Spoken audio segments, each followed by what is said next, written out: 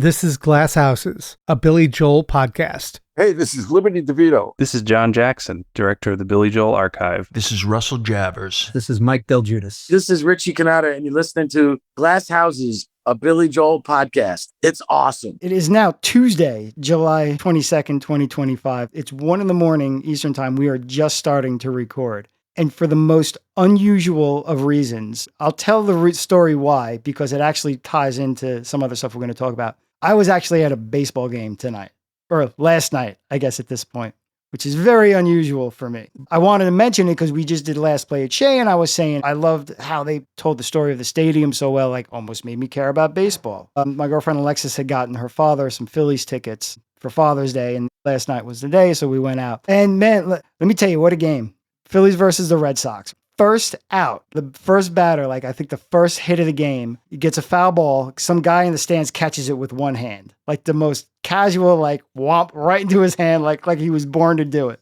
That same batter, first out, home run. That's how the game starts. First at bat, this cat gets a home run against the Phillies in Philadelphia. Phillies rally in like the 6th inning. Of course, when I go to take a leak, they get freaking 2 runs. I miss that, but what are you going to do? Red Sox get another run at some point. It's 2-2, bottom of the 9th, extra innings. Here we go, right? Bottom of the 10th, Phillies at bat, bases loaded. Here's how they win. Catcher interference. It would have been the last strike. And they, the guy he took the swing. He they like, shit, it should have been a ball, but they went too far. They made the swing strike. It was one of those. And if I don't have this exactly right, kiss my ass. I don't like baseball. But the drama of it, right?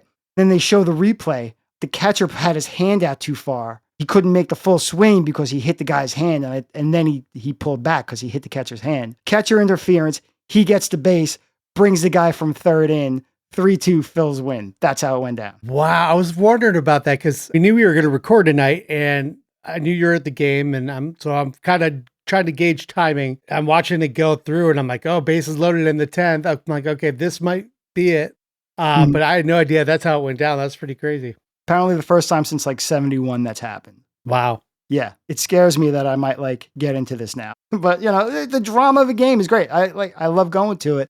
And I'm bringing this up because after our Last Play at Shea episode, we got an email from Greg Prince, who runs a blog called Faith and Fear in Flushing, all about the Mets, much like us. He had a tiny hand in a documentary and got himself in the credits. He was credited in Shea for providing some information, and he was at the concerts. So if you're into baseball, I skimmed a couple of these, and they are definitely earmarked even for me to go back and read them because he's got a great way of writing, man. He's quick, it's breezy, it's fun. He's been doing this for a long, long time. He was there, and the same kind of thing, somebody reached out to him. He gave some information about Shea, but unlike us, he did make the final cut for just a moment, which is pretty cool. I'm going to read just a couple paragraphs. Definitely go check out faithandfearinflushing.com, 2008/07/17, We Ain't Too Pretty, We Ain't Too Proud, 2010-09-28, Lifetime, and the Aftermath. That's a deft, deep Billy reference right there. And then 2010-04-30,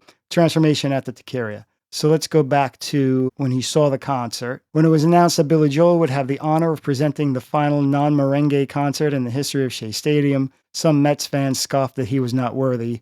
He was not worthy, that he had nothing to do with the Mets nor the history of Shea. He does now. I will never look at Shea again, not in the 73 days it is guaranteed life, without seeing, hearing, and feeling Billy Joel playing his heart out in center field. He earned his piece of real estate there every bit as much as Aggie and Maz, Mookie and Lenny, Cameron and Beltran. He's on my all-time Shea team forevermore. If you saw him last night, you would add him too. So weird that people were complaining that they chose Billy. Yeah, right. He finished Souvenir and gave those of us who know that place as home some excellent advice I'd presciently taken him up on moments earlier. Good night, Shea Stadium. Don't take any shit from anybody. So that was, again, a small part. And you can see the way he writes, man. It's breezy. It's real good. It's real fun to read. And then he talked later, after he had seen the movie, a fellow blogger had referred me to one of the producers of the project, and he hired me to deliver some research on various aspects of the story the director wanted to tell. That September, the movie folks got in touch again, asking if I'd sit for an on-camera interview the last week of the season. Yeah, I said, I could do that. A lot of time then obviously went by before anything happened. He would search on it. He heard it was in post-production, but that's all he would hear. Then he found out it was coming to, wouldn't you know it, Tribeca Film Festival. He snapped up some tickets, he said. He didn't go to the actual premiere because he had a bowl game that night. But he said, I like this, the phrase cutting room floor hung heavy in my thoughts. Good news came Monday afternoon from Dana, who saw it Sunday. Both he and I made the final cut. We were in the same movie with Billy Joel, Paul McCartney, Mike Piazza, Tom Seaver, and Keith Hernandez, among many others. I won't lie, I was excited. As a bit of a historian and such a fan of both, it'd be such a thrill to be a part of that. Yeah. Then I hear my voice and I see myself on screen. I'm there for, 10, 15 seconds. I'm sitting in orange field level seats behind home plate at Shea. I say something about how it sure would be nice if the Mets could win one more World Series here at Shea. I have to confess I wasn't listening to every word I said because I was waiting to see how I'd be identified on screen. You know what it ultimately said on screen? Nothing. I was not identified at all. And by not being identified, it was clear who I was. Greg Prince, fan. That's all. I was the fan. I was the Mets fan. Truth be told, the bit they used of me was not an insight. You could have found anybody in the crowd of 54,416 people that night to say what I said, or at least they used a lot of what I said. I said a lot. We put out the call. Was anybody there? There we go. That's a story we got. And there's plenty more. Please check out those blog posts because I'm not going to read all his stuff. And if you're into baseball, definitely spend some time on this blog, faithandfearinflushing.com. Which brings us to another documentary. I don't know if you've heard about this. If you're listening to us regularly, clearly, this is going to come out of can we say left field? So not only did we unpack the red carpet and the premiere and everything that we did back in early June, now that the documentary is out, people are digesting it here and reacting all over the internet and all over the place. And it's been a quite the busy media blitz the last couple of weeks as well with folks involved in the documentary. So we are getting ready to camp back out and so it goes territory for a little while here. And tonight, we've got a few things exciting that we're teeing up here. We reached out to our Discord audience and wanted to get their gut reactions, initial feedback from night one, which had aired by the time we're taping this. But also we had the opportunity to sit down with Susan Lacy and Jessica Levin to talk about producing the documentary and directing it and the process and a little inside baseball as well. But before that, we also have more late breaking news. Yeah, quite a bit going on here. Billy sat down with Bill Maher, who has the Club Random podcast. It came out on Monday, just a few hours ago as of this taping. And he's looking and sounding great. And so that's always encouraging. And the final cut is about an hour and 20 minutes where they talk about his health, quite a bit about the documentary. And Bill Maher actually goes quite a bit deep. I saw him quoting the Great Suburban Showdown even. Wow. So that was pretty impressive. That's out on YouTube now as well. And obviously we talked about this before, but to coincide with the documentary, I'm sure we're finally getting individual releases from the Vinyl Collection Volume 2. So we're seeing Glass Houses, The Nylon Curtain, An Innocent Man, The Bridge, Stormfront, River of Dreams, and Fantasies and Delusions. You can all buy that individually now. That just came out on July 11th. And one thing that I'm actually excited about too, coming up next month on August 22nd, is going to be the first Sony proper reissue on vinyl of Greatest Hits Volume 1 and 2. And from what we understand, they are patterning it after the original vinyl release here in America. So we're going to get the radio edits and the original vinyl track listing as well. So I'm excited about that because that's a fun compilation. And so what that means is, for those of you that are really in the weeds with us, it will be the Michael Brecker saxophone solo on New York State of Mind, not the original Richie Cannata. You'll have to go back to your original Turnstiles vinyl to get the original solo. But it's the solo that pretty much everybody knows, I think, at this point, because that's the one they've used for pretty much all the reissues, right? Yeah, quite a bit of it. So it's definitely been out there lately, more prevalent than certainly the originals. It's kind of cool. And, the radio edits have some charm to them and are interesting in spots. And then you've got that really choppy, edit in My Life. It's very unique. I'm glad they're finally putting it back out, and it's going to be, double LP. I think Amazon has it for $32.99, which, considering vinyl prices these days, is not that bad. No, not at all. And I think we mentioned this before, but I am very curious to see how this one sells because so many people have gotten into vinyl that I think like to get those greatest hits just because they, they're not wild collectors, but they want to have their favorites. And That's what greatest hits are for. Yeah. You want to have all your Billy in one spot. You want to have your Eagles greatest hits, your Simon and Garfunkel greatest hits. That's finally available on record. And you have the mobile fidelity half speed. What is that? Like 4 LPs? Yeah, it's like 3 or 4 LPs. It's actually a box set, which is very nice, but it's nice that people can get their hands on a faithful reissue. This is good consumer grade stuff. This isn't a hardcore collector thing that you pay hardcore collector prices for. I'll tell you what, I am very curious to hear what you think about not only the mixes, but also the quality, which is out of the hands of anybody that worked the audio, getting down into the nitty gritty of half speed master.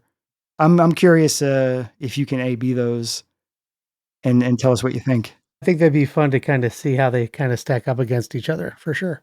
And so speaking of best-selling Billy records, and I guess baseball, we have some new stats. Coinciding with the documentary coming out, we have some new album certifications from the RIAA this month on July 18th. Typically what happens is record company does an audit or requests an audit. I don't know the inside workings, but record companies will initiate kind of a reevaluation of the numbers and kind of where things are at. With putting Billy really out in the forefront with this documentary, it seemed like a perfect time to kind of get all that recertified. So we have actually quite a few recertifications for July 18th here. We got a ton of singles. Singles and albums are weighted differently these days. It's not just pure sales. You got streaming that goes into effect and all that stuff. Because it's quote unquote only streaming. Somebody didn't go out and plunk down hard earned cash. It's like just using numbers. You have to get 10 streams to equal 1 sale toward the certification. Right. Yeah. And I'm not exactly 100% sure what that number is, but Right. yeah, that's pretty much how it works. Here's singles. We got The Stranger, which has been certified gold as a single. Pressure, certified gold. We have Don't Ask Me Why, certified gold. We have the Downeaster Alexa, certified gold. Captain Jack, A Matter of Trust and Honesty, all certified gold as singles. And then you have Lullaby, Goodnight, My Angel, certified platinum. The River of Dreams single, certified platinum. Tell Her About It, certified platinum. Scenes from an Italian Restaurant, certified platinum. Moving Out is double platinum. It was certified platinum in November 2021, so that's actually 2 times platinum. The Longest Time is 2 times platinum. She's Always a Woman, certified 2 times platinum. My Life, certified triple platinum 3 times. Just the Way You Are, triple platinum. Only the Good Die Young, triple platinum. Vienna, triple platinum. It's Still Rock and Roll to Me, 4 times platinum. We Didn't Start the Fire, 6 times platinum. Uptown Girl, 6 times platinum. Piano Man, the single, 8 times platinum. And now we've got 3 albums with new certifications as well. The Stranger now is 12 times platinum. And Innocent Man is now certified 8 times platinum. And the Piano Man album is now 5 times platinum. And I want to make a point because we were talking about streaming. Scenes from an Italian Restaurant was never released as a single. So that certification is all streaming. Like there is no buying Right. of 45s back in the 70s and 80s or even early 90s, let's say. That's all just streaming. That one and like Captain Jack and Vienna Yeah. as well. An interesting way of looking at how the record industry is evolving. And speaking of, I guess, how the industry is changing. Maybe this is not the best segue, but we're going to get there. Billy Joel and So It Goes, the HBO Max documentary. It has officially landed.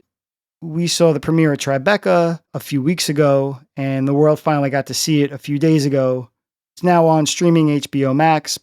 The main attraction for this episode is the interview we have with directors Susan Lacy and Jessica Levin. It was fun putting both pieces together, getting to step back from trying to talk about the work of putting together the documentary.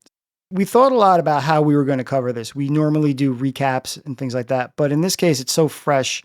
It didn't seem like the time to do our usual beat by beat. Like, you should go watch the damn thing. And we already have the directors telling you about it. And next episode, we're going to have even more guests talking about it. So we thought we'd give some sort of fleeting thoughts about part 1 and some other information, little background tidbits we have. And then next time, we're going to focus on part 2. HBO Max is pretty affordable. It's only like $10 or so a month for the ad-supported version. So I know quite a few folks who are just plunking down, getting it for the month and, watching the documentary and then watching some Curb and some other HBO shows and Well, that's how they whatnot, get you. Right, exactly. But yeah, for $10 a month, you can, that's your entry point to watch it. So I recommend, even if you don't have either, just, at least get it for a month and dip in. It's certainly worth the price point. Here's, I guess, almost random thoughts. First of all, the big reveal, if you will, is Elizabeth Weber's prominence in this. We'll talk about it a little in the interview. I also want to point out that looking at, the Facebook Billy Joel Retold Facebook page, a lot of people commented about this. Like that was like, oh my God, Elizabeth speaks. And for a woman that gets a lot of hate, I at least didn't see a lot. I don't know if Mike Stutz was clamping down on anything that was getting out of hand. I do know that when we put out a reel with Elizabeth, we got some horse shit that I had to go back and just be like, stop being a punk. You know what I mean? Like you're entitled to your opinion, but your opinion should be informed and yours is clearly not. But, I'm not seeing a lot of that. People are really happy about it. We got a little preview of this in its way in Liberty's book back in 2020, just because when he spoke about the old days, he brought up Elizabeth. So that gives you a taste. And then this is sort of the real thing. Part one brings us up to the nylon curtain, which is when she exits stage left. It was a really good breaking point. When we were talking with Jessica a lot, there was some discussion on where is the cut going to happen between part one and part two, let alone the mountains of footage and things they had. And they had to make a lot of judicious cuts to figure out how they were going to tell this story. One of the problems is people mostly know the story. One of the things they had to do was create tension where there was no tension in 2025. If you're a huge Billy Joel fan, he got into this motorcycle accident while making the nylon curtain, and he got divorced, and there was this question of would he ever be able to play piano again? Well, spoiler alert, he could. And some of his biggest albums came out after this. Jessica and Susan had this arduous task of creating tension about a situation that we already knew the ending to. I think they did a good job of that. I think they really took the dive right there to make that happen, where it's like, oh, well, I know he's going to be okay, at least artistically and financially. Now maybe there is some question, is he okay emotionally? What does that actually look like for him? That's what they did really well there. Not to draw too big of a parallel to us, but when we get into Billy's personal life, a lot of it is how it ties into his career. With this, it was almost the other way around. It's like, this is how his career affected the personal life. It was really interesting, the way they weaved that in and out and created very emotional moments here and there. And diving into the family history was revelatory for me as well. I didn't expect to come away with something completely earth-shatteringly new, but it helped color in some of the gray areas in the storyline. The other big thing to that point is the amount of archival footage, thanks in no small part to you and Jenny Norderby and Jeff Fisher, among the copious amounts of research and they did in being able to have access to Sony and Billy's archives via John Jackson. Ton of photos and footage you haven't seen. Ton you have as well. But, if you're eagle-eyed like that, you're going to see a lot of new stuff. What I also love, too, is seeing photo shoots we know, but 3 frames later than the shot we all know. Yeah, if you ever seen the prints of negatives, back when they were using film, it's there's 20 of that album cover that because, they're just click, click, click, click, click. I thought it was interesting how they handled Artie Rip. Okay? Yes. Artie's not in the film. We don't have complete access to everything that went on with this documentary. We know what we know. I will say Artie is a tough man to get a hold of. I got him on the horn for 2-3 minutes one time, and then he disappeared back into the shadows. What the film does do, which I think was very good from a journalistic standpoint, they went around the topic, which made a lot of sense. We were actually having a similar discussion, Michael, Jenny, Jeff, and I, the other night. How do you actually figure this stuff out? Because everybody's going to tell their own story. Billy, we know, has his agenda because his stories are usually on lockdown. There's some inconsistencies, but then there are inconsistencies that he sticks to.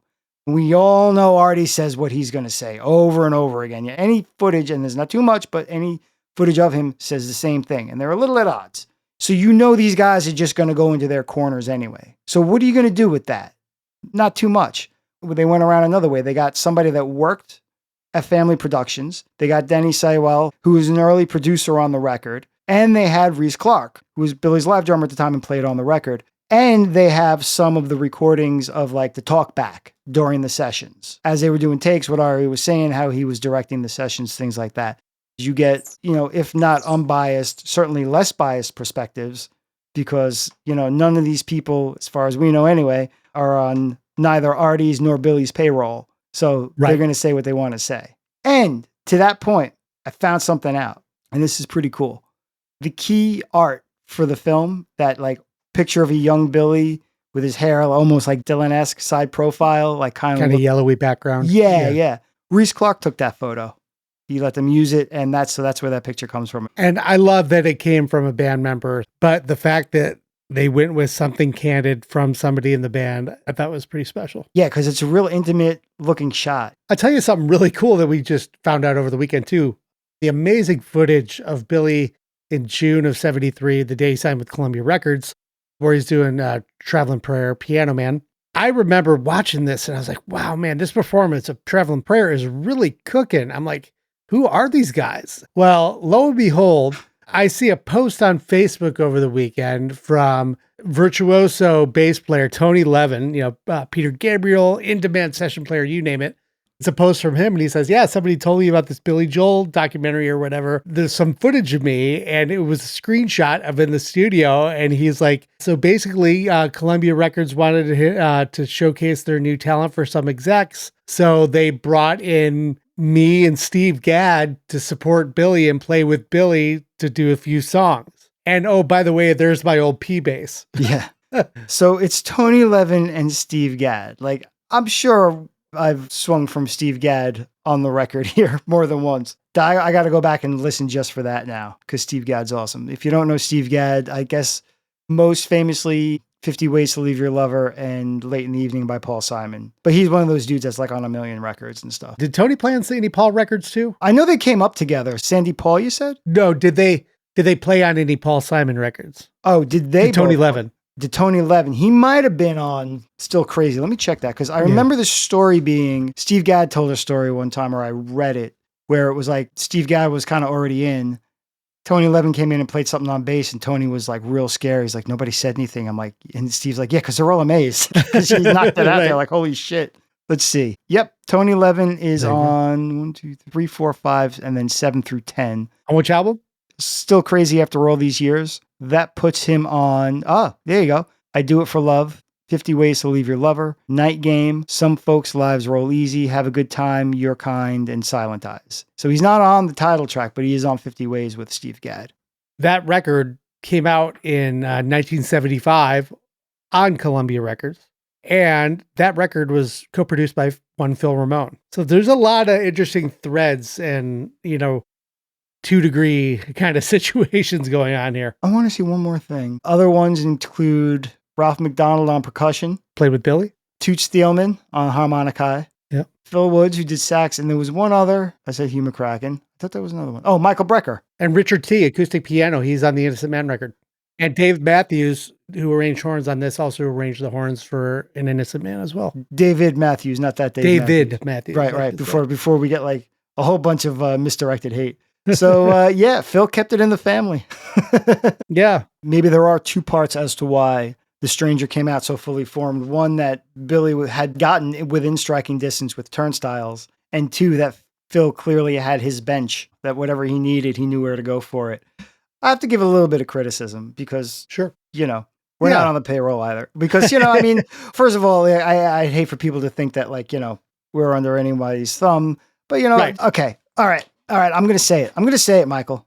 All right, Jack. Bone of contention. I'm going to have a new segment with like a dog, like Chuna is going to call Jack's bone of contention, I like it. All right. Scenes from an Italian restaurant does not change time signatures. Thank you. What's that, a hill? I'm going to go die on it. That's right. Here's what happened. In 4/4 time. Right. We have this whole discussion because in the film, Billy says it's a complex piece. It changes time signatures. I say it does not change time signatures. It speeds up and slows down. Yep. If you want to get into the philosophies of 2/2, 4/4, cut time, double time, you go ahead. But right. This is not King Crimson. There is no section in 7/8 or something like that. And I posited, man, who knows how long he was talking. Maybe he just said it offhand, So right. I'm putting that on the record. I don't know why this is so important to me, but it is. That's my biggest bone of contention. This is made for a general audience. So like Yep. occasionally you're going to sit there and go like, come on. Not much. They do a good job of balancing that with like brand new footage and things you've never seen, even if you're hearing part of the story you knew, and you're going to notice where they jump something here and there because they felt like they couldn't get around that. So you got to get through the story. There is a theme to it. You have to approach it with some degree of media literacy and just figure out where they're coming from. Do a little extrapolation. I know I'm sounding probably vague, but like I don't want to give anything away, nor have I been making films for 30 years where I can speak to it that well. But, it's there. I've seen documentaries be way looser, and I've seen documentaries be way more focused with their theme, and this is kind of right in the middle. It helps strike the balance between in the weeds and made for a wide audience. I've also seen a lot of people, Facebook friends of mine and things like that, who aren't like Billy Joel fans per se. They like him and whatnot, but like, they got the greatest hits. They got, Storefront, that kind of thing. It's overwhelmingly with that sector of people like, wow, I really learned a lot about this guy that I didn't know. Really interesting. Yeah. And I loved the music, how it tied in throughout it. Like that's a pretty consistent thing I'm seeing out of like my general casual fan friends. And which is good because you don't want to go too deep in the weeds, like for guys like us, where you're going to lose someone on the periphery who just wants an interesting story and to learn a little bit about the guy. Well, even on Retold, there are people that are saying like, I'm watching this for the second or third time, which, tells you that you made a good film. Yep. People want the experience of seeing that again. Nobody's like, man, that Wikipedia page was great. I'm going to go read it again. Like people don't look forward to that unless you told a compelling story. Obviously, it wasn't our call what the direction of it was, but I know they really worked hard to be as accurate as they could and have the timeline flow and the timeline be correct. They would often call on us like, did this happen here or here? Or do you know when this photo was or when this era was? And for as much time as they spent in a specific era, you felt immersed in the era with the footage they used because most of it was very accurate to that era. If you're too eagle-eyed like us, you're going to notice where they start using the Lords footage before the Lords come in, but there's not that much pre-Lords footage to use once you've used every source. Maybe you have a whole concert, but you can't keep using the same concert. There wasn't pro-shot footage of She's Got Away and You're My Home pre-1980. It's a tough gig, back there. So yeah, it's pretty good. Since we're on HBO, right? Yeah, I like it. If you're a huge Billy Joel fan, if you've read the biography and you've poured over everything, maybe there are going to be times where you're like, okay, you're going to feel like they're just hitting beats. And that's a little tough sometimes. I've been going on about the Questlove documentary on Sly Stone, The Myth of Black Genius, where he tells Sly's story through a very specific lens. And so he's doing both. He's, it's a thesis and this is much more general, which, it also has to be because that's the nature of this film. People's mileage vary on that. But what I will say is in the conversations we've had and knowing the amount of cuts they made and the amount of hand-wringing that went into how they were going to tell this story, it's going to happen. And if you go into it with some good media literacy and you think about the fact that it's on HBO, it's one of the biggest stars in the world, read a little between the lines here and there. One criticism we've seen is that, oh man, they didn't beat up Billy enough. They didn't go into all the stuff. And it's like, you could.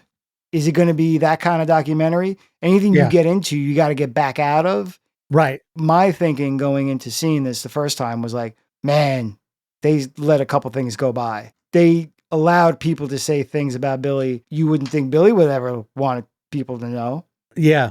I'm going to make a quick allusion. John Mulaney, when he did his last comedy special and he's talking about being in rehab, he tells this ridiculous story about like buying and selling a super expensive watch for cocaine. And he just spreads it out and he goes, and as I tell this story, and it's so disgusting and self-indulgent, remember, that's one I'm willing to tell you, just like tip of the iceberg. So like, if you feel like that, tip of the iceberg, man, this isn't TMZ. Decisions were definitely made. Like you said, they're not the TMZ gotcha journalism type of filmmakers.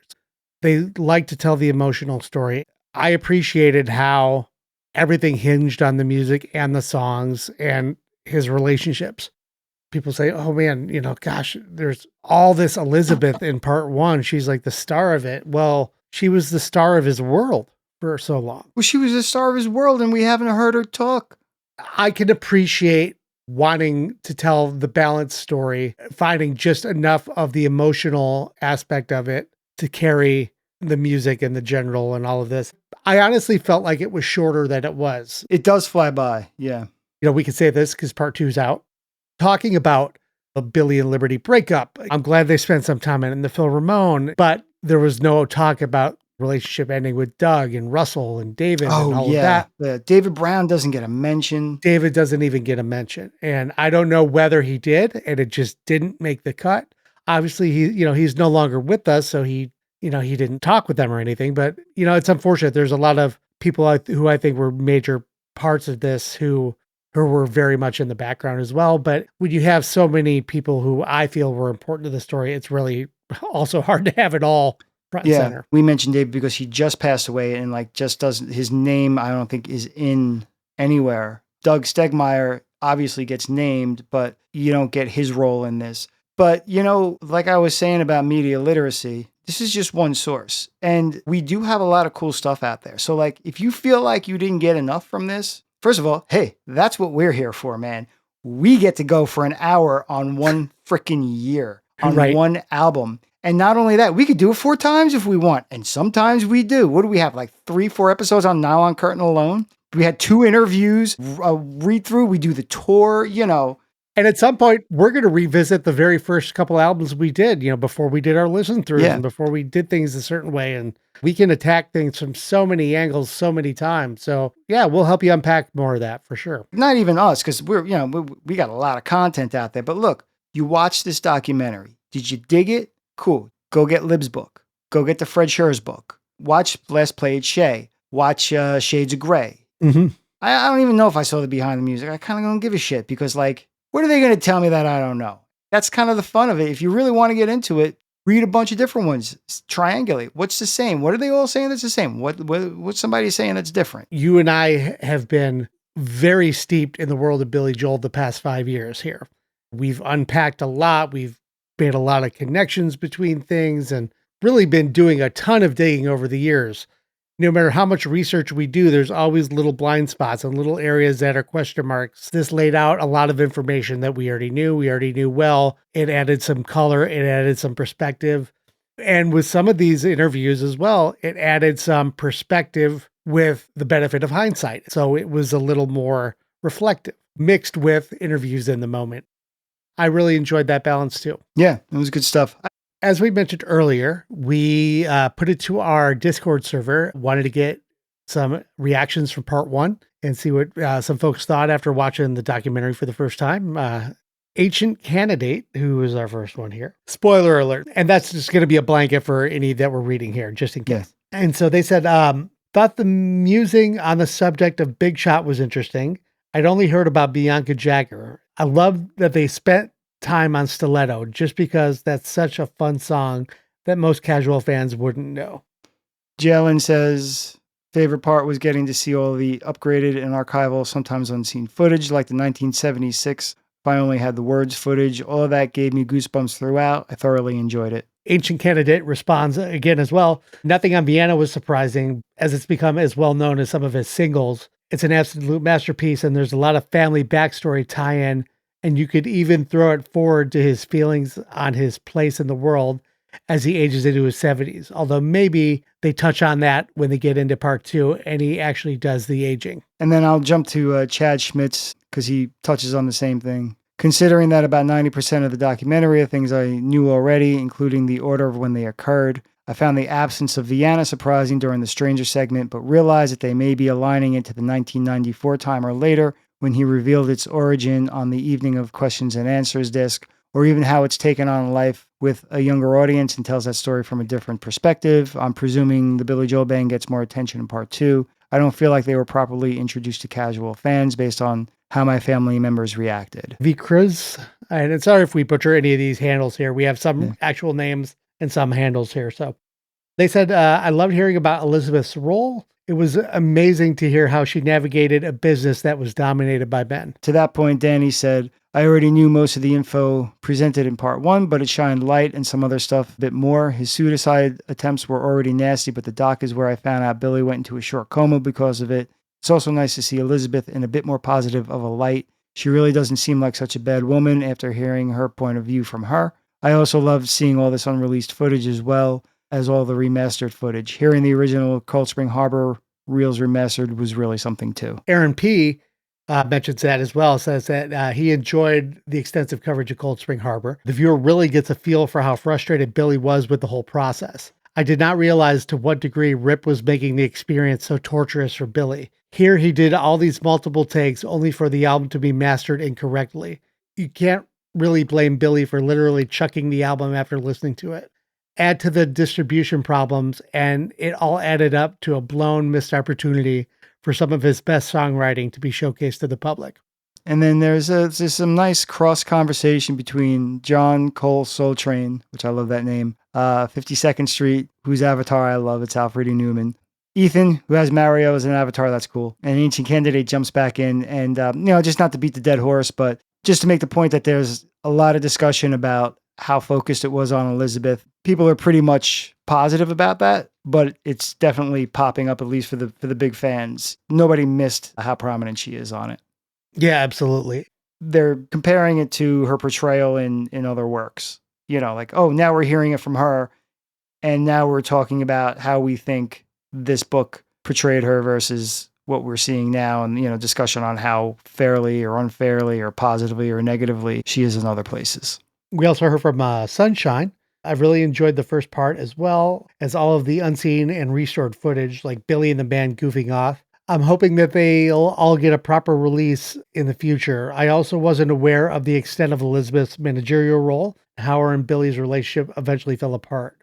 I honestly almost teared up during some parts as well, especially when they dive more into his suicide attempts. Just as I said, you got to get everybody's point of view here. Let's get some insights from the people that actually put this film together. Here is our conversation with directors Jessica Levin and Susan Lacy. Jessica, Susan, thanks so much for joining us. Jessica, you, Michael, and I, we've spoken plenty over the past couple of years. Susan, we met you so briefly it almost doesn't count on the red carpet at the Beacon Theater. So it's great to actually sit down with you and meet you for real. And of course, get a lot of the backstory to this documentary, because as much as we saw, even as we were watching this unfold, I know at least I was, and I think Michael was too, forming questions for this inevitable interview where we were just like, well, how are they doing this back there? What's going on behind the scenes that we don't know about? And it's very exciting that we're going to finally be able to get the full picture. Well, thank you. We're delighted to be here. Well, let's take this back even before this documentary. Susan, you just mentioned you and Jessica have been working together for 20 years.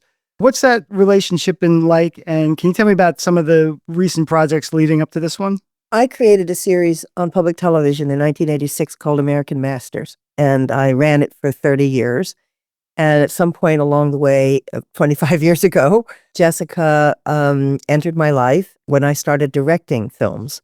I didn't direct very many while I was at American Masters because it didn't seem appropriate, but I directed 6 or 7 films, and Jessica was with me on almost all of them. That included Joni Mitchell, David Geffen, Judy Garland. I think you weren't there for Leonard Bernstein. That is a sadness for me. And then after 10 years of effort, this is a whole other podcast, of calling Jeff Rosen once a month for 10 years, I finally got the call that Dylan might be ready for us to make a film. I had already been working with Jessica, and I saw what an incredible producer she was. And so I asked her to come on that huge project that we ended up doing with Spitfire Pictures. And we did the definitive Dylan, well, up to the motorcycle accident that Marty Scorsese directed. No direction.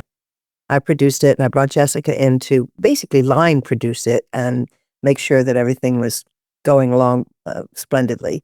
I was poached by HBO to come over there and make films, and it was wrenching to do because American Masters was in my blood, but it was time after 30 years to try something new, and I didn't want to fundraise anymore. And I said to Jessica and Emma Pildas, who's our third partner, I can't do this without you. So if I go, can you make a commitment to me? And they said, okay. And I asked for a 5-year commitment, and that was 12 years ago. And since then I've directed 3 films Spielberg, Jane Fonda in 5 acts, Ralph Lauren. And Jessica was absolutely ready to step into the co-director place. And I'm delighted that that happened. We had so much fun doing this. And I think we're going to be a directing partnership for a long time.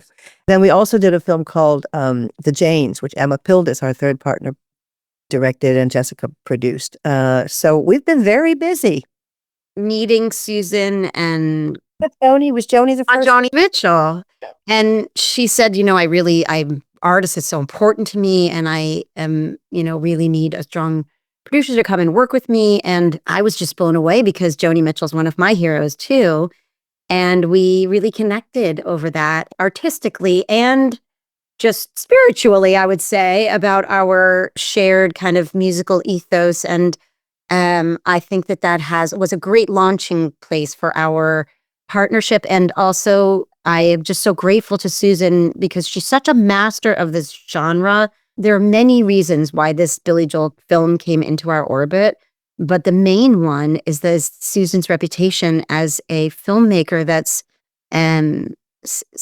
sensitive to artists and letting artists' stories unfold in the unique way that they need to for a particular film. That is why, Billy Joel and team entrusted Susan to tell Billy's story. They knew that she would look to find the true artist in Billy.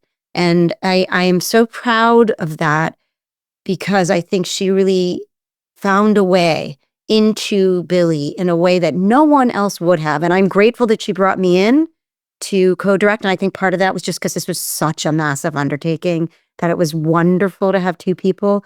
But I just wanted to take a moment to say that a 25-year mentorship is not light work. And I am just so grateful, to have had that path to follow. Well, Jess brought an enormous amount to this project. To this film. Number one, she really knew Billy Joel's music in a way that I did not. And she had a passion for it. And passion goes a long way. We can't do these films without passion. In fact, if you don't have passion, you might as well not do it because you're just going to get a drive-by, in Wikipedia kind of film. Sure. Jess and I have been spiritually and emotionally and, connected for such a long time that we really we came at this film from different places. For me, it was discovery. It was a complete discovery for me. And Jessica really knew the catalog, but I think we were so aligned in our goals, which was to serve the music and to find the artist within that. And that was always the most important thing. If it didn't serve the music, it wasn't going to be in this film. I mean, I did a lot of interviews with Billy. At first, he was a little tentative, and then he became more trusting, and I think understood that we were making something that probably he hadn't experienced before. Other films that he had done, he just had to show up and say a few things. But that this was a serious legacy piece, if not, if you want to look at it that way, that was going to stand the test of time. And he realized that he needed to come to the table. Just because someone's sitting in the seat does not mean that they are going to come forward with the goods that you need to tell this kind of story. I really was just amazed because even for someone who was going on a journey of discovery as she was into Billy's music, which I think brought a lot to the project because she had more of a bird's eye view of, what does this mean, in our greater culture and, where does Billy kind of fit in? Billy at the beginning, as Susan said, he's so used to doing his sort of Billy routine. What would we call that, Susan? Kind of like the shtick, and his like, why are you making a film about me? Blah, blah, blah, and humor and self-deprecation and all that stuff. But somehow Susan got under his skin and slowly, over the course of a bunch of interviews, he finally realized like, whoa, okay. He said, you go deep, don't you? And there's an additional element here of one of the reasons that I connected so quickly to Billy is we have a shared family history. My mother was a concert pianist. His father was a classical pianist. Our fathers came from Germany to get away from Hitler in the same year, 1937. They both became American soldiers and went back to Germany as American soldiers. My father in intelligence, his father was in infantry. And we both have, a Holocaust background. That was actually the very first interview that we did because I thought that'll break some ground here because, he could talk about that informationally, because he didn't experience it, but he learned it along the way and what that meant to him. And then the second interview we did was all about classical music. And that sort of broke some ice because that was a lot of fun. And then we began the process of, unpacking Billy's story and getting there. When were you approached about this project? How did this all come together? I wanted to do something in American Masters, and that didn't go anywhere. And then I reached out. I can't remember who reached out, whether Steve Cohen reached out to me or I reached out to Steve Cohen. But one day, I live in the Hamptons at that time, not full time, because that was before the pandemic. And he has a house out here.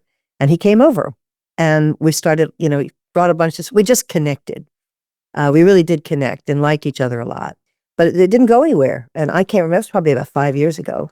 And it didn't go anywhere at that time because I don't think they were quite ready. And they had he had a multi-platform plan, that he wanted to do that would include something that was dramatic and, the last concert at Madison Square Garden, and it all come together at once. And that didn't happen. And then I got a call from Sony. You ever wanted to make a film? And I said, well, sure, if you can make it happen, but I'm already talking to Steve Cohen and people.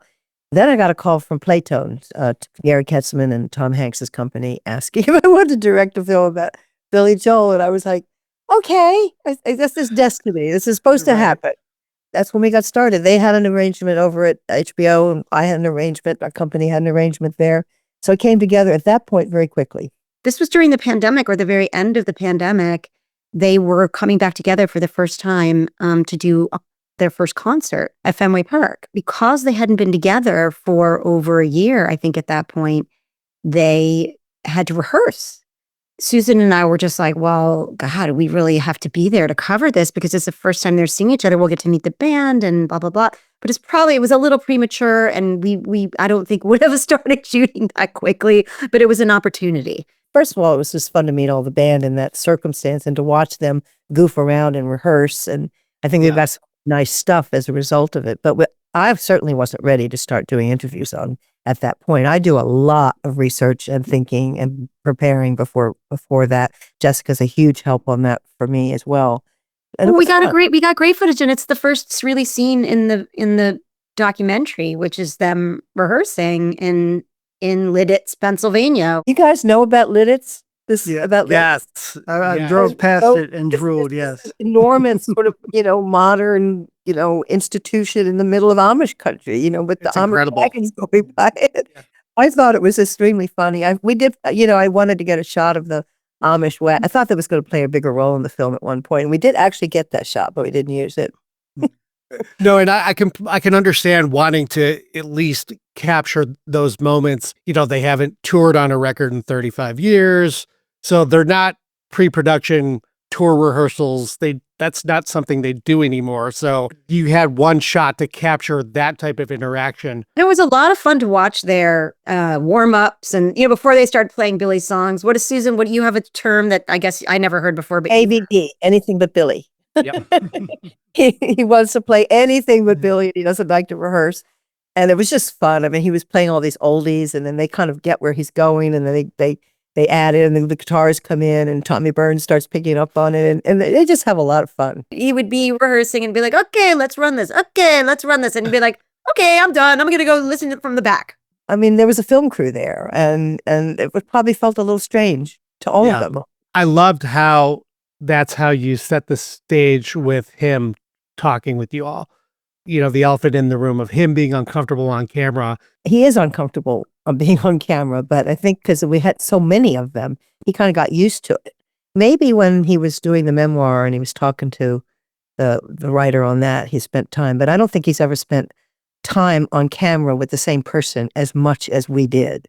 And that makes a difference over time. It's like any relationship. It was a good choice starting how you did with the classical music, because I know when it comes to media and press in general, he's not asked about that often, and he loves it.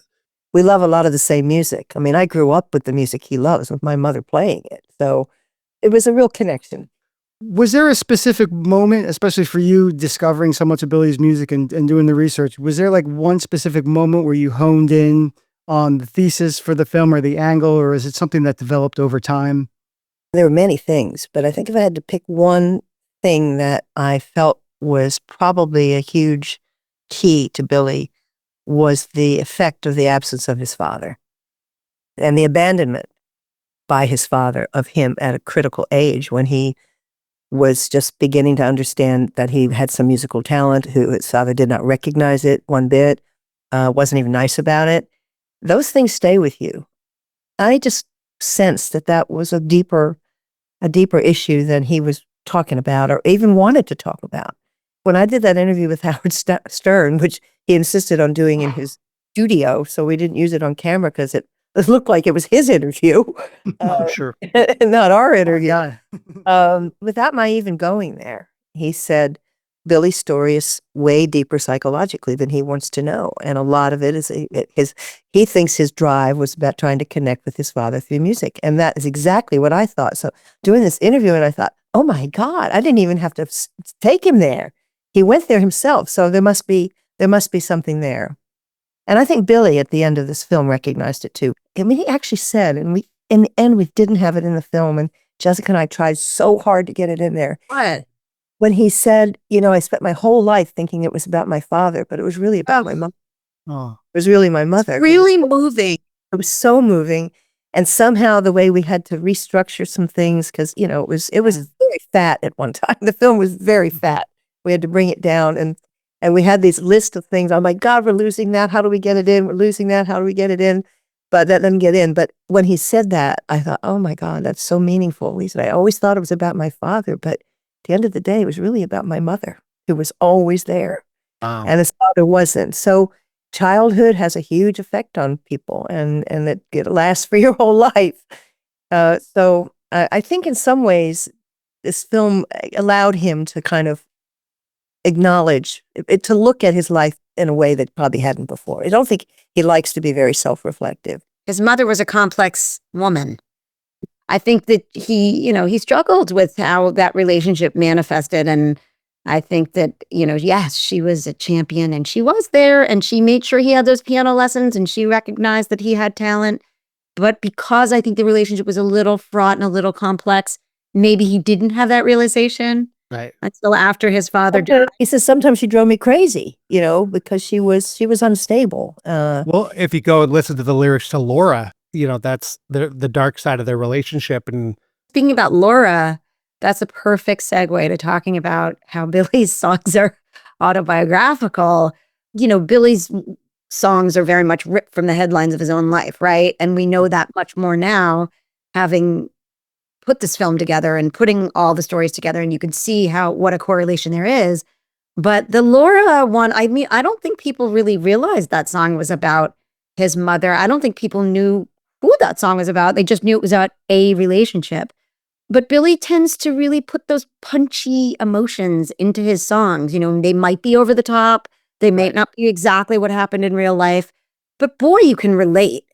Speaking too about the fact that you couldn't get that line in particular, but you had all this footage. His solo career alone spans more than 50 years, and you had access, of course, to the Billy Joel archive, which we know from talking with John Jackson is vast, and we just picture it as the last scene of Raiders of the Lost Ark.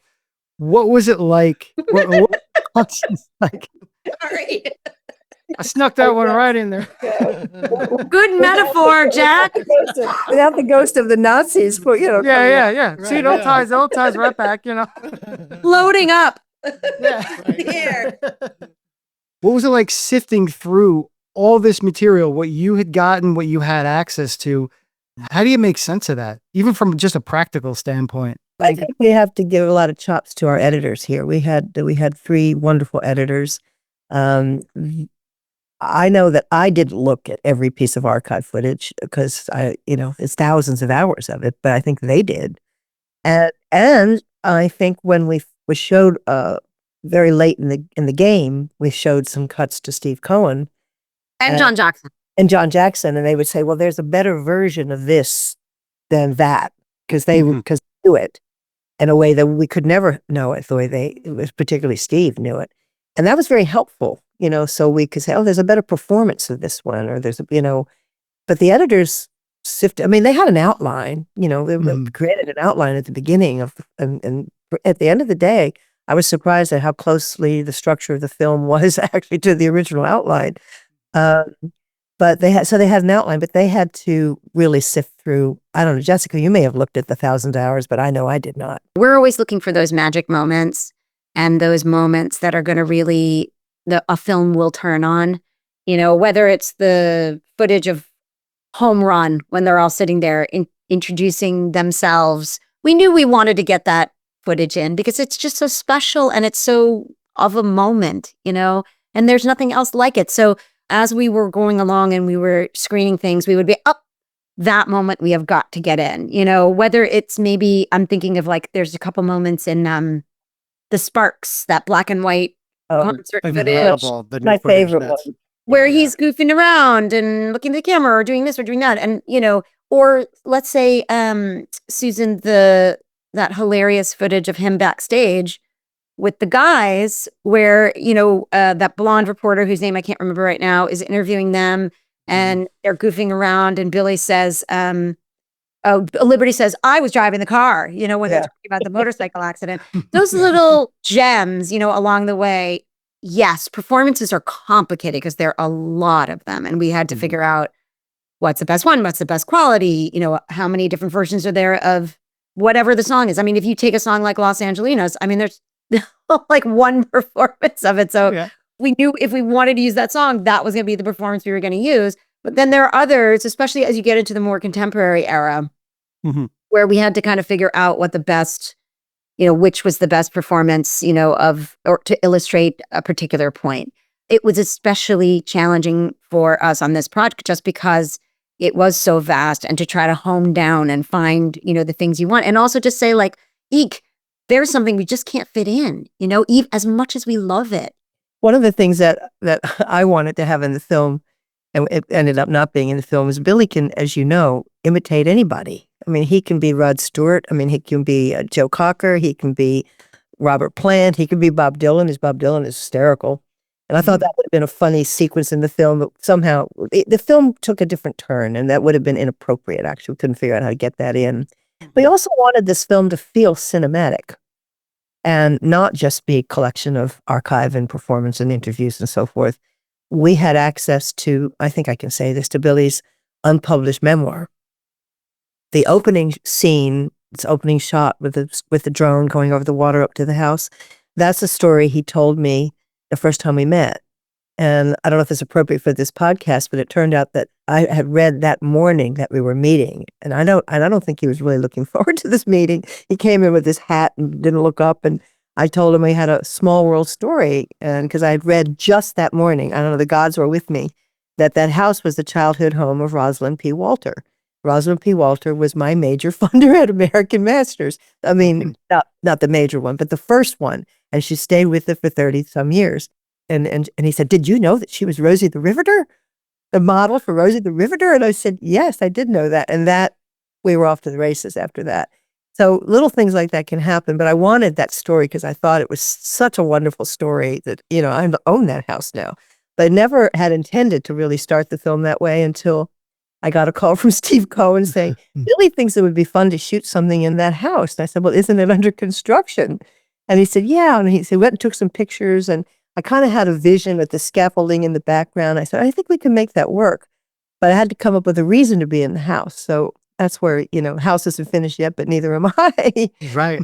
But the next thing you hear is the opening of his memoir. The most original thing I've done in life is screw up. And the very last thing you hear is the last thing in his memoir. And that brings up a good question.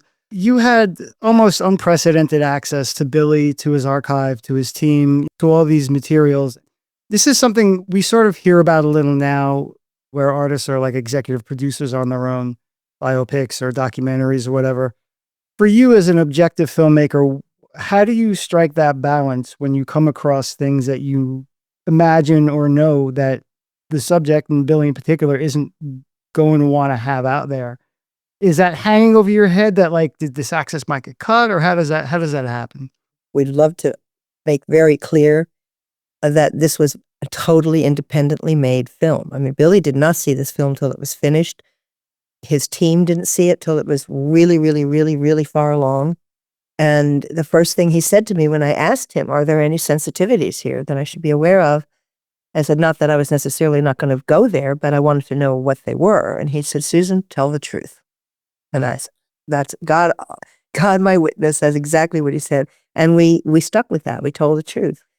Did we go for the jugular every single time? Did we show every single car accident? No, we didn't, because we're sensitive people.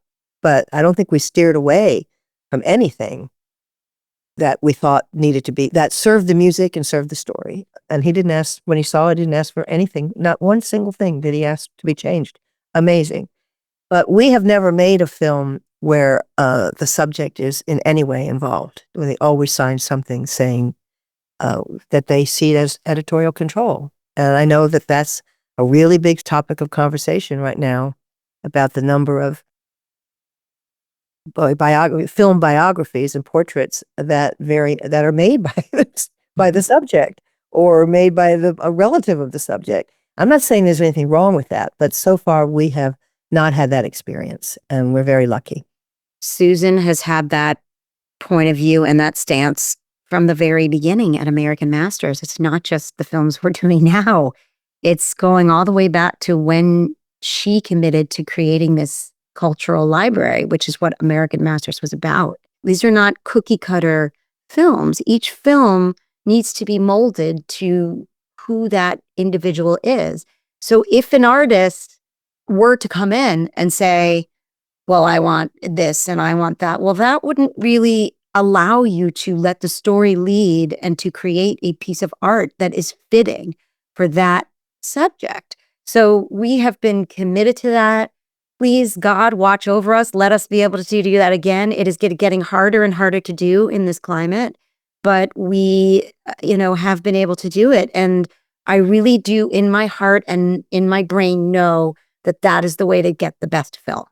It is not to have somebody looking over your shoulder, because if they do, even if it's not perceptible, you know that you're going to be influenced by that pressure. And, it was very courageous of Billy to say that to Susan. Tell the truth. He could have said a lot of different things. The Billy team was certainly familiar with Susan's work and understood that she was a sensitive filmmaker who understood artists. And that, I think, is something that makes people feel trusting and comfortable to go on the journey, whatever that journey is going to be. It's really courageous of Billy in it. And I do think that the result speaks for itself. So many people inside the team and inside the camp, whether it be people at Columbia Records or band members throughout the years or different folks, were living it. How important was that to the story? And were there any people that you were hoping to get their perspective that just didn't pan out?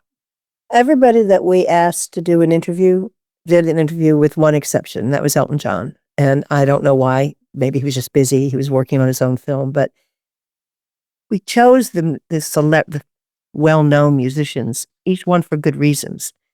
And obviously Paul McCartney was a huge influence on Billy, and an admirer of his. And Bruce, they've always been compared in some ways, contrasted, Long Island, New Jersey, both working class guys, Bruce getting more rock and roll chops than Billy. But he can speak to that, and having that come from Bruce to talk about why Billy had problem with the critics and who didn't think he was rock and rolly enough meant something to come from Bruce Springsteen. Sting is just a really big fan and a good close friend and a very really respected musician. He brought a particular perspective. Jessica brought Nas in, and which I thought was a brilliant addition to the film. We didn't go wide. Don Henley, because he's a good friend, and they had suffered, together with some of the critical, critics not loving them. Nas is such an unexpected person. Yeah, that was a lot of people have said, Nas, whoo, interesting. Which, it's a funny story because we really, when we started to research, because Susan and I are always very interested in how that artist fits into the wider kind of cultural landscape. And so I was sort of doing little research and was like, oh, Billy's songs have been sampled a lot in rap. Mhm. We should really talk about that in the film. We just thought it would be like an interesting little cul-de-sac or whatever. And it turned out that we couldn't quite make that work in the film. But it turned out that Nas had a lot of great things to say anyway. And we had no idea that he was so poetic and eloquent about Billy. And he turned out to be a really wonderful addition and is such a heartfelt musician and so observant. Speaking on the music aspect of things in the film, and we've talked with Brad Lee several times over the years, and he mixed over 80 pieces specifically for the film, whether it was an instrumental mix, 5.1 mixes of some of these songs, or some master tapes that had gotten unearthed, Cold Spring Harbor, The Lost Souls, different things. How important was that, and how did that feel to have such fresh music to draw from the film? What a gift. As a person who was a fan and knew the music well, just to have the ability to hear these outtakes and these in-process pieces from the studio. We worked really hard early on to bring Sony into our process and to impress upon them that we really wanted to be definitive and that we really wanted to dig deep into their archives. And boy, that's not always easy with a record company. Let me just say that. They're not exactly like, come on in, open the door. Right. But they were wonderful. And Brad and John worked very closely with Sony to be able to pull out of the archives the pieces that we were seeking. We really wanted to tell the story of Cold Spring Harbor and the making of Cold Spring Harbor as completely as we could to kind of shed actual truth and light on what happened from Billy's experience. And that required us to have session audio so that we could hear and understand. So it wasn't all just mythology and, people's Rashomon memories of the time, but that we actually had true recordings from that moment. So that's just one example of, why we were so blessed and happy to have that material.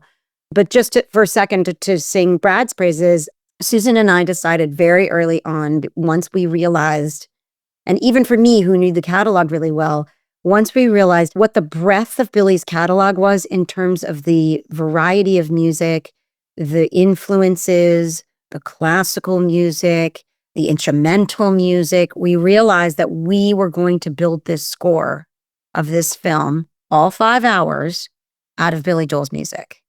That was not always easy, but we did achieve it, and we're really proud of that. There are 121 songs in Billy's catalog, and we have over 110 songs in the film.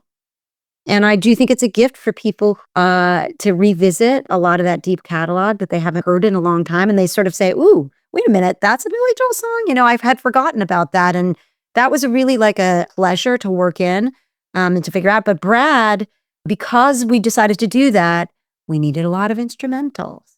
We needed a lot of things where we were like, oh, well, here we only want to hear the vocals because it really kind of makes sense in this moment. And then Brad would dig in, he would pull it out, he would, pull out the 16 track, he would make it, happen. And he did it quickly, he did it efficiently, no muss, no fuss. It was really just incredible. And he would just hand us these things and we would just receive them. Another example of that is the making of Just the Way You Are. Hearing Phil Ramone. Yeah. I love that. Wasn't I it? can't Things believe they happen still in have here it. in the control room here too, Yeah. Phil Ramone was an amazing character. I got to know him when we made a film. Forgot about Paul Simon. We made a film about Paul Simon. But I also wanted to add that early on, I didn't know we would carry it all the way through the film, but I asked a couple of musicians who have worked with Billy if they could create instrumental variations on Vienna, one that would sound very Jewish, one that would sound very Viennese, and one that could potentially be the father theme. And they knocked it out of the park immediately and enabled us to edit that whole sequence with Vienna vaguely in the background, but kind of knew it. And then we realized that we could do that with a number of other things. So when there was a song that seemed emotionally correct for a particular moment, but we didn't want the lyrics, and we didn't want it to be totally spot on, they would create a version of it for us. So that enabled the entire score of this film to be Billy. Except Led Zeppelin and... Yeah, but that's... I mean, some of the songs that Billy sings in this Moonlight Sonata. Right, sure. stuff like that. Doing it. Yeah, no, totally. But I was going to say the main ones in case, for the deep listeners. The main ones are in Vienna. That Susan's talking about the adaptations. The main meaty ones are in Vienna and in the whole, ancestors section where we talk about Billy's backstory and his family's backstory. And then the section in episode 1 about Roz, his mom. That's an adaptation when Billy and Elizabeth are breaking. Oh, well, She's Got Away. it was going to be Just the Way You Are. We decided that was probably not right. She's Got Away, and So It Goes. Mm. Yeah. And they did a beautiful adaptation. And, so you have Billy's melodies. I mean, for people who know Billy's melodies, they will recognize it. For others, they may not realize it. So I just wanted to point it out. And what was really important to us was that people know that this was the case, and we wanted very much. I really wanted the first thing at the end of the film to say the original score of this film is drawn entirely from Billy Joel's compositions, but we weren't allowed to do it legally because it was a Led Zeppelin, because there was, I said, nobody's going to think he wrote Moonlight Sonata, but For a whole lot of for legal reasons, we couldn't do it. And all that beautiful classical music that you're hearing, it's all Billy. Just an open-ended question. Tell us about Elizabeth, because that was such a huge moment. Even as I learned more, really started digging deep over the last few years, I was like, man, Elizabeth was really instrumental in all this and was just erased. And I don't know how much of that was her own doing as well, but there's just no trace of her. And then to finally have her on camera for the first time talking about any of this was amazing. When she left, I think she made a vow that she wanted a different life and she wanted to put this life behind her. And she didn't talk about Billy for 40 years. Anytime there was going to be a project, she would make sure she wasn't mentioned. Steve encouraged her to meet with me, and we had several dinners and many long phone conversations until she finally, I said, look, nobody's told your story and you are a really important part of it. And he wrote the songs for you. I think you've been unfairly treated in social media, and I want to tell your story. I think it's a feminist story, and I really want to tell that story and show what you did there to help Billy Joel become Billy Joel. And she finally consented. And then we did 4 interviews. And actually we did 3. And then she called me one day and she said, I think I held back a little too much because she didn't want to actually talk about the songs that Billy should talk about, those songs and why he wrote them. We like Elizabeth a lot. I think she's a real force. I think she's a credible woman with a lot of integrity. And when she said she was going to do this, she put her heart into it and really prepared. She's incredibly well spoken. She was very prepared. And I don't think it was easy. I mean, I think that in some funny way, this whole film has been therapy for everybody. Yeah. Well, and like you said, when she has not spoken publicly once about any of this, I'm sure there was a lot at stake, because like Jack said, she's either been erased or unfairly maligned because Frank's her brother. Finally getting her story on the record certainly brought so much clarity to this. One of my favorite lines in the entire film, and it's really hard to get a line of comedy out of Richie Cannata, but his line of, I don't want to say I was afraid of her, but I was afraid of her, had me rolling. Yeah. Every step of the 1,000 times I've seen that, I laugh. It's like, yeah. And I love it when he says he didn't need meat, boiled meat. He needed pizza, and we were the sauce. Yeah, that was fantastic. Can you imagine without Elizabeth, what would this first early part of his career story had been? And we knew we wanted to do something real and different and shed a new light on things. And boy, did Elizabeth deliver on that. And also with humor. I mean, now I'd like to talk about one of my favorite songs. Yeah. I know. And you're just like, oh, what's going to happen now? Yeah. She was wearing this outfit with little spikes all over it. Right. I was like, that was perfect. Yeah, she knows what she's doing. I don't know. I didn't ask her about that, but I was wondering whether there was a bit of unconscious stuff going on there. No, we owe her a great debt. We owe her a really great debt. And then we had no photographs because Billy he had no photographs of his early life or any of that, but she had photographs. Oh. And so she started sharing with us, and her son, Sean, was very, very helpful there too, Sean was very helpful. You know, you asked me another thing that was a key to the movie. What for me is when I was interviewing Sean and I asked him whether there had been any closure with Billy, whether Billy had said, "Hey, you know, I'm sorry we're breaking up, but I hope we stay in touch." And he said, "No, Susan, there's no closure with Billy." And then he said he could talk about his feelings, probably wouldn't be able to write those songs. And I walked there and I said, "That's the key to this movie. It's all in the music." Jessica, Susan, thank you so much for sitting down with us. And also thank you for bringing us into the project. It's been a pleasure to work with you all. As you know, our listeners love the inside baseball and love going a little deeper. So we appreciate your willingness to do that with us. Thank you very much, Jessica. It's been great, getting to know you and speaking with you over the past couple of years. Susan, great to finally actually sit down and talk with you as opposed to a couple seconds on the red carpet. For now, keep those comments coming. Let us know what you thought of this episode. Let us know what you thought of the interview and part 1 of the documentary and or part 2. How that jives with what they said. Does hearing their process, did that change your perspective at all? Or did it reinforce it? glasshousespodcast@gmail.com or find us on the socials, Glass Houses, a Billy Joel podcast. And if you want to get in on this sweet Discord action we got going on, check the show notes. It's kind of like a forum/chat room kind of thing. Bunch of great people in there, really cool community. You could join following that link. And real quick, if you haven't already, please give us a 5-star review and or positive rating on the podcast platform of your choice. Every positive review and 5-star rating tells the almighty algorithms we're a podcast of merit, and it'll push us to new potential fans, making it a free, fast, and easy way to support this humble podcast. We'd love to hear your thoughts on part 1 and part 2 here as it comes out for sure. So write in and, stick around. We're going to unpack part 2 a little bit more coming up in the coming weeks. And then we're not going to say exactly who yet, but we've got a few more interviews lined up with some other key players in the production of the film as well. So we're excited to get into that. So stay tuned. We got plenty more to come. And thank you and roll credits. See you soon.